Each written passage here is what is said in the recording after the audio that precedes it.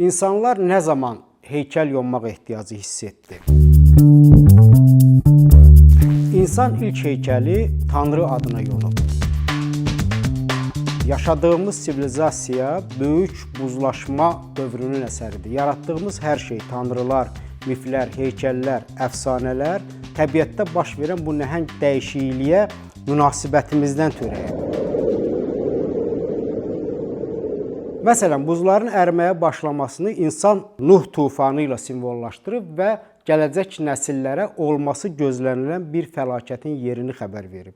İlk heykəllər də böyük buzlaşmadan sonra insanların bərəkət tanrılarına yonduqları ana tanrı heykəlləri idi. İlk heykəl bərəkəti rəmzləşdirən qadının adına yonulmuşdu. Çünki buzlaşma özündən sonra boş ərazilər qoyub getmişdi. Asiyada bu qadın heykəlləri insanlara bərəkət vəd edən simvolik bir dilli ifadə edirdi.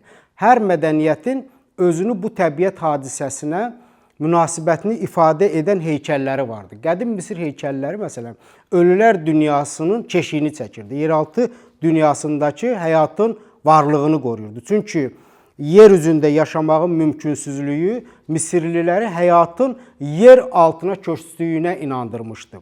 Yunanlar təbiətə hökm etmək gücünə sahib olan tanrılara heykəl qoyurdular. Göylər Zevsin, dənizlər Poseidonun hökmünə tabe etdirilmişdi. Həyat çağdan çağa keçdikcə heykəllərin ifadə etdiyi mənalar da dəyişməyə başladı. Heykəllərin dili məzmunda deyil, formada üzə çıxdı və heykəl yonmaq sənət adlandırılmağa başladı.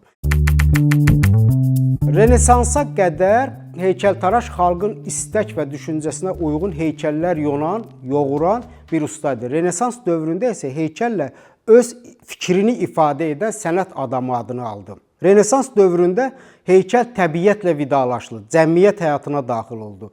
1564-cü ildə Giovanni Bologna'nın yaratdığı uçan Merkuri heykəli artıq Roma tanrılarının birinə bu heykəltaraşın subyektiv baxışını ifadə edirdi.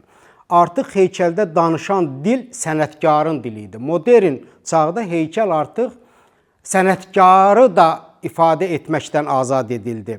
Heykəllər özlərini ifadə edən azad bir dilə sahib oldular. Bu dövrün Fransız heykəltaraşı Auguste Rodinlə başladığı iddia olunur. Modern çağdan başlayaraq anlıq təəssüratları ifadə edən impressionizm, təhtəlşuuru əks etdirən sürrealizm, ictimai duyğuları üzə çıxaran ekspressionizm, sənayeləşmədən güc alan futurizm kimi cərəyanlar bir-birini əvəz etdi. Heykəllər ictimai sosial mühitə daxil oldu. İnsanın missiyasını öz üzərlərinə götürdülər. Kubizm, dadaizm, suprematizm, abstraksionizm kimi cərəyanların təmsilçiləri heykəllərin üzərindən bu missiyanı da götürdülər. Heykəl həm məzmun, həm forma baxımından bir növ lütləşdi.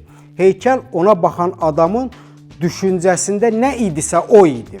Performans sənətində insan özü heykəlin yerinə keçdi. Çağımız artıq küçədə özünü heykələ çevirmiş heykəltaraşların çağıdır. Marina Abramoviç kimi sənətçilər artıq heykəl dedikdə öz bədənlərini nəzərdə tuturlar. İnsan artıq heykəltaraş deyil, özü bir heykəldir.